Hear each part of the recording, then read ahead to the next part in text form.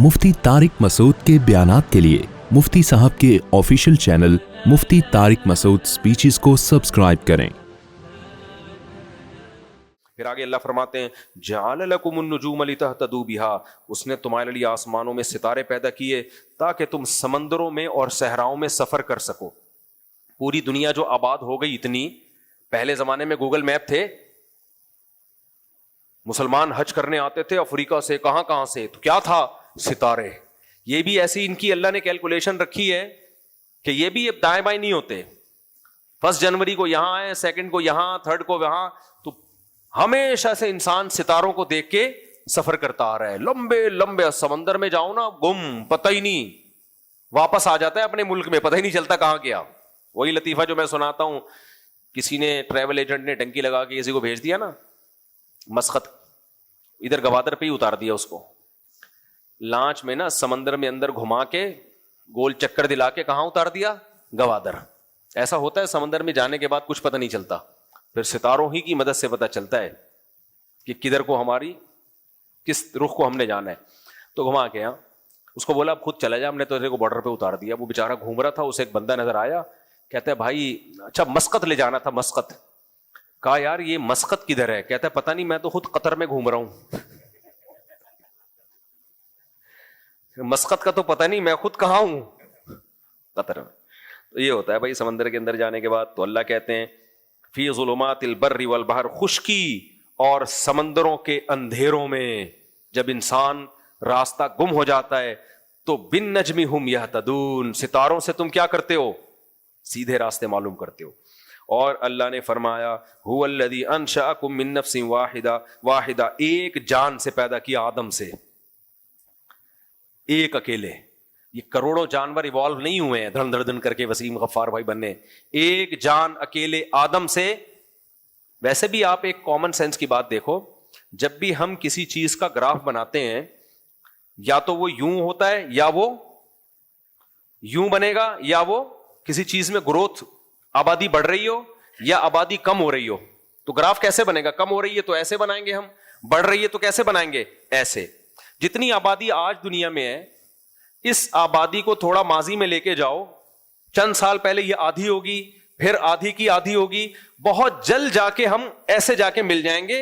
इसके लिए हमें करोड़ों अरबों साल बोलो नहीं चाहिए। वो एक इंसान पे जाके मिलेगी वो आबादी, एक मियां बीवी पे जाके मिलेगी। ये खुद डार्विन के नजरिए के गलत होने की बहुत बड़ी दलील है। भाई आबादी जिस हिसाब से बढ़ रही है उस हिसाब से रिवर्स करो ना इसको। तो रिवर्स करोगे तो अरबों खरबों साल पहले इंसान का वजूद नजर नहीं आएगा। इस शक्ल में, जिस शक्ल में आज हम हैं, इसी शक्ल में आपको इंसान की पहली यूनिट और पहली इकाई आपको मिलेगी, जो आदम अलैहिस्सलाम, जिनको आदम कहा जाता है। समझते हो? आगे चलते हैं हम। अल्लाह फरमाते हैं हमने एक जान से तुम्हें पैदा किया। वहुवल, ये तो बड़ी जबरदस्त आयत है, बस ये पढ़ के मैं आगे खत्म करता हूं। अनज़ला मिनस समाई माआ, अल्लाह कहते हैं अल्लाह वो जात है जिसने आसमान से पानी बरसाया। फ़अख़रजना बिही नबाता कुल्लि शै, हर तरह के नबातात पैदा कर दिए, लाखों किस्मों के, खरबूजा, अंगूर, आम, नाशपाती, गिनते चले जाओ, चेरी, फिर घास, फिर मसूर की दाल, माश की दाल। भाई आप जो चीजें पानी से पैदा हो रही हैं उनकी लिस्ट लिखना शुरू करो, कलम खत्म हो जाएंगे, सफे खत्म हो जाएंगे, उनकी लिस्ट खत्म नहीं हो। साइंसदान ने यहां भी फेंक देते हैं, इवॉल्व हुए हैं। अबे ऐसा सॉफ्टवेयर के पानी बरसने से ही सब कुछ, पानी में क्या डाल दिया भाई अल्लाह ने? पानी, मिट्टी, गोबर के मिलाप से। ये एक शाहकारी है उसकी, ये सन्नाई है उसकी। तभी कुरान कह रहा है सुन अल्लाह, ये अल्लाह की कारीगरी है, अल्लाह के कमालात हैं। ये इवॉल्व होने का नतीजा नहीं है, वो साहिब कमाल है। वो सुबह शाम अपनी आंखों से देख रहे उसके कमालात। तो अल्लाह कहते हैं अनज़ला मिनस समाई माआ फ़अख़रजना बिही नबाता कुल्लि शै, हर तरह के नबातात पैदा कर दिए। और कैसे? फ़अख़रजना मिन्हु खज़ीरा, उसी से हमने सब्जियां और पत्ते उगाए। नुख़रिजु मिन्हु हब्बम मुतराकिबा, जब वो पत्ते उगते हैं तो उनमें एक दूसरे पे सवार दाने पैदा होते हैं। मुतराकिबा, राकिब सवार को कहते हैं, मुतराकिब एक दूसरे के ऊपर तह बतह सवार होते हैं वो दाने। भुट्टे को देख लो आप, भाई ये क्यों नहीं हो रहा कि यहां से एक दाना उग रहा है, यहां से एक दाना उग रहा है। पहले एक हरा पौधा पैदा होता है, उसके अंदर भुट्टा जिसको मकई कहते हैं ना, कैसे तह बतह तमीज से दाने उसमें जुड़े हुए होते हैं। यार उस बीज के अंदर ऐसे सॉफ्टवेयर इंस्टॉल हो गए कि जब ये दाने निकलेंगे तो इतनी तमीज से, इतनी खूबसूरत पैकिंग में है। ये लॉ ऑफ चांस है, बाय चांस ऐसा हो रहा है, इत्तेफाक से ऐसे हसीन चांस नहीं हुआ करते। हुस्ने इत्तेफाक से ऐसा हसीन इत्तेफाक नहीं होता मेरे भाई। आगे अल्लाह ताला फरमाते हैं मुतराकिबा व मिनन नखली मिन तलइहा किनवान दानियतुन व जन्नात, खजूर को देखो, खजूर के कैसे गुफे लटके हुए होते हैं। व जन्नात मिन आनाब, फरमाया अंगूरों के बागात को देखो। व जैतून, जैतून को देखो। हम जमीन से तेल निकालने के लिए कितना गहरा खोदते हैं, हमारा तेल पहले निकलता है, जमीन का बाद में। लेकिन उसी मिट्टी पानी के मिलाप से अल्लाह ने एक दरख्त पैदा किया जिसे जैतून कहा जाता है।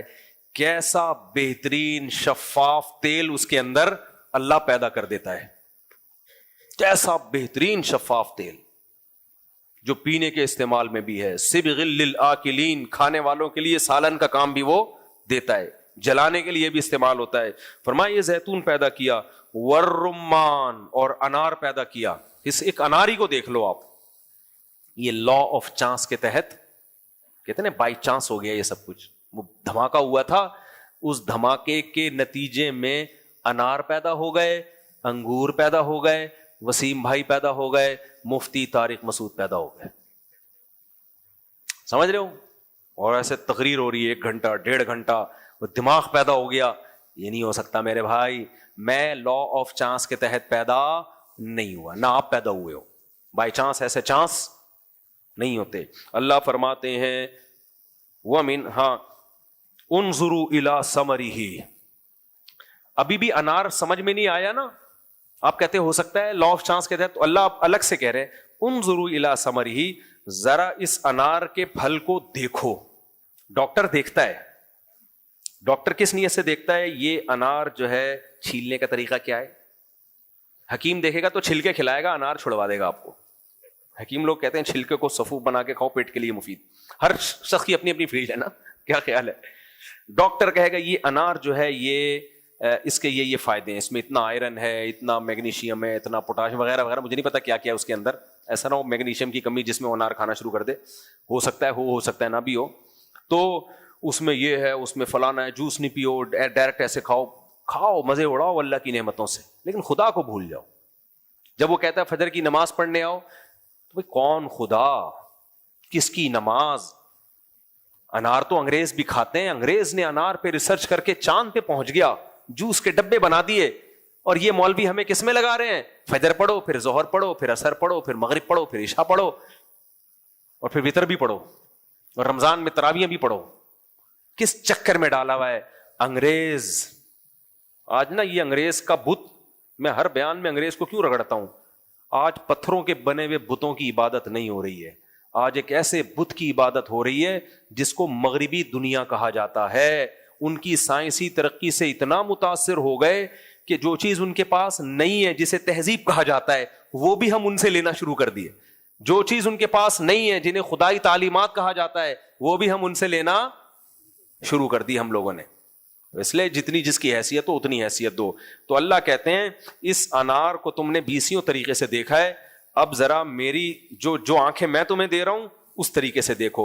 उन्जुरू इला समरिही इदा अस्मरा व यनई, इसके पकने के अमल को और फल देने के अमल को जरा अपनी आंखों से देखो, तो तुम्हारा दिल गवाही देगा कि ये लॉ ऑफ चांस के तहत ऐसा दरख्त पैदा नहीं हो सकता।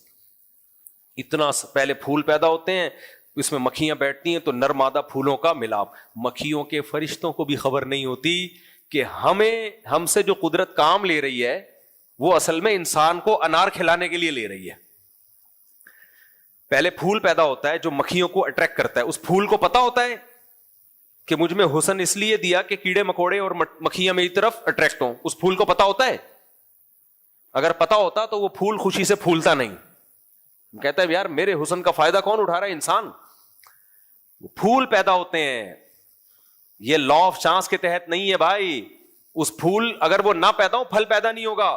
وہ پھول خوبصورت, خوشبودار اور اٹریکٹیو, تتلیوں کو اپنی طرف مائل کرتا ہے. تتلیاں اس کے اوپر بیٹھتی ہیں تو 2-3 پھولوں پہ جب وہ بیٹھتی ہیں تو ان پھولوں کے نر اور مادہ ریزوں کا, ذروں کا ملاپ ہوتا ہے.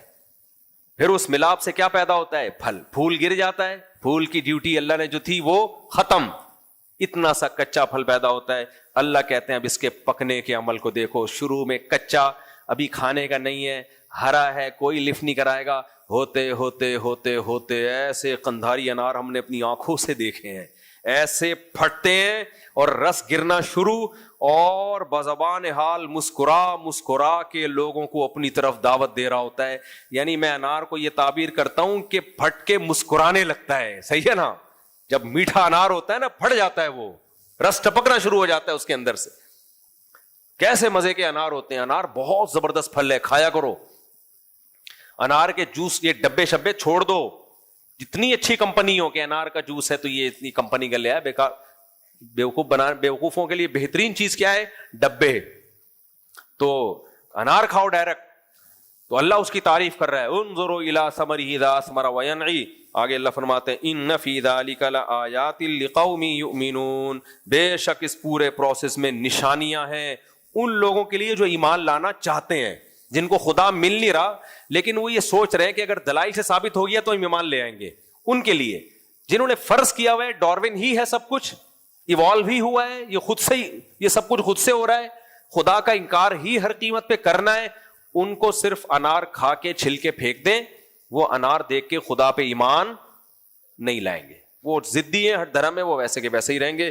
بس ایک آیت اور پڑھ لیتا ہوں. آگے اللہ فرماتے ہیں کہ ذالکم اللہ ربکم, یہ ہے اللہ تمہارا رب جو اتنی طرح طرح کے نباتات پیدا کر رہا ہے.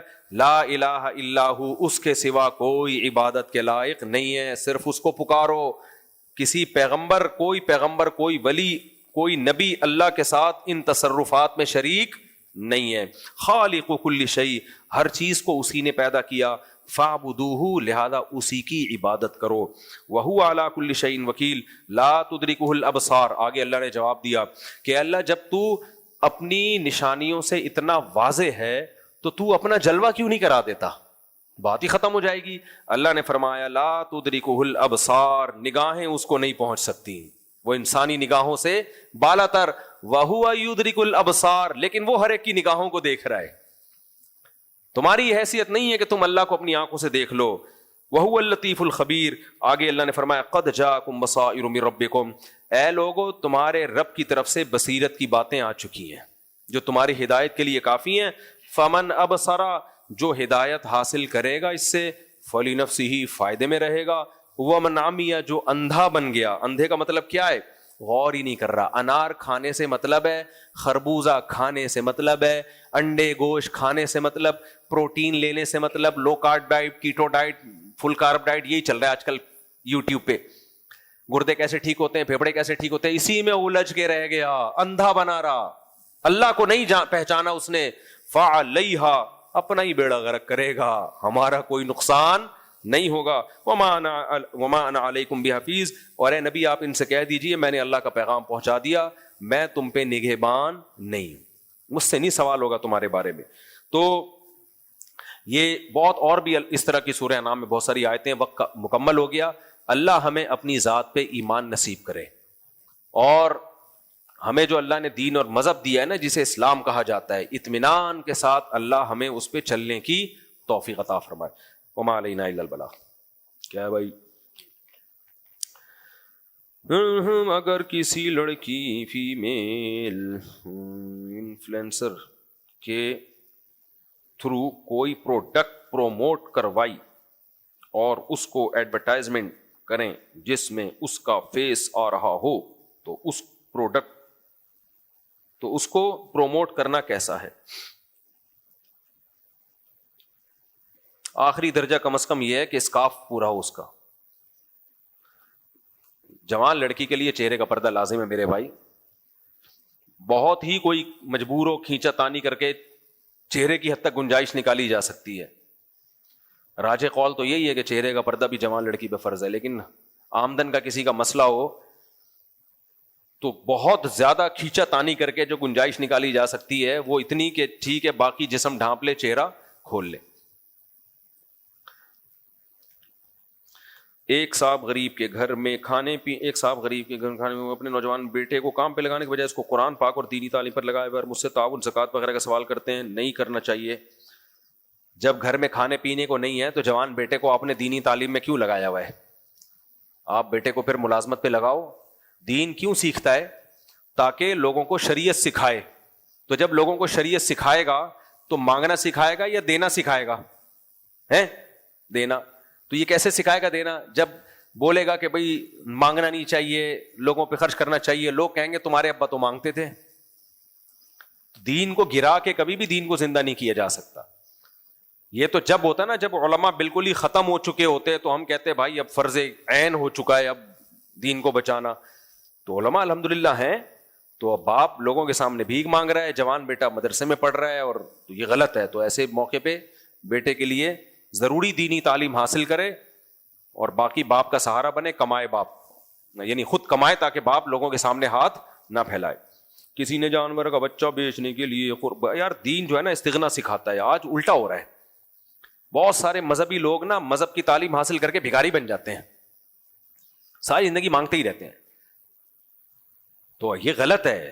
دین تو استغنا سکھاتا ہے بھائی, دینا سکھاتا ہے. اور ہم کیا سکھا رہے ہیں؟ جو بہت سے مذہبی جو لوگ ہیں وہ ان کا طریقہ ایسا ہے کہ مانگنا ساری زندگی اپنے یعنی مانگتا ہی رہتا ہے.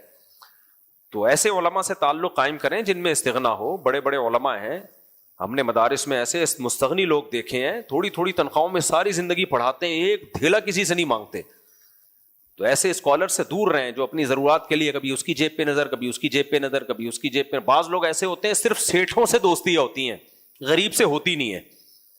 ایسے اسکالرز بھی ہیں, کوئی غریب ان کے قریب ہی نظر نہیں آئے گا کبھی آپ کو. سارے بڑے بڑے بھائی, کیوں تم تو سب کے لیے برابر ہو یار.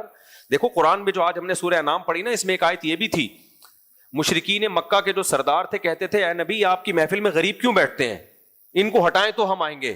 اللہ نے کہا ان کو نہیں نکالنا اپنی مجلس سے, آپ ان کو نہیں نکالنا, بلکہ ان کو آپ موٹیویٹ کرو کہ اللہ نے تم پر احسان کیا, تمہیں اسلام کی توفیق دی, تمہاری غربت اس سے تم اللہ سے دور نہیں ہوگے, بلکہ اگر تم سے کوئی غلطی ہو بھی گئی استغفار کرو گے اللہ وہ جرم بھی معاف کر دے گا.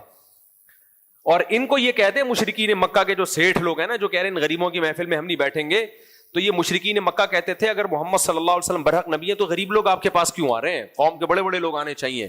تو اس کا جواب اللہ نے دیا الیس اللہ بأعلم بالشاکرین, اللہ کو پتہ نہیں ہے کہ کون شکر گزار ہے.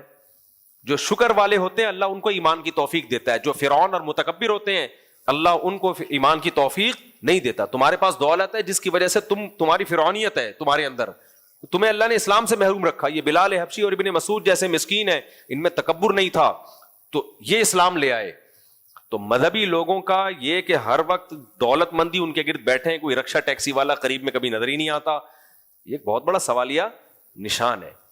ہمارے شیخ حضرت مفتی رشید احمد صاحب خود بہت مالدار تھے, لیکن حضرت کی محفل میں اکثر ہم نے دیکھا رکشے والا آگے بیٹھا ہوا ہے, ڈیفینس کے سیٹ صاحب پیچھے بیٹھے ہوئے. ٹھیک ہے نا, رکشے والا کہاں بیٹھا ہوا ہے؟ آگے بیٹھا ہوا ہے. تو یہ مطلب نہیں کہ وہ سیٹ آگے نہیں آ سکتا, جو پہلے آ گیا وہ آ جائے آگے, جو پہلے آ گیا. تو یہ فرق علماء کی محفل میں مجلس میں نہیں ہونا چاہیے. تو جب طبیعت میں لالچ ہوتی ہے تو پھر بس سارے مالدار لوگ. عبد الاحد بھائی نے ایک دفعہ مجھے دمبا کھلایا تھا, صرف عبد الاحد بھائی سے دوستی ہے,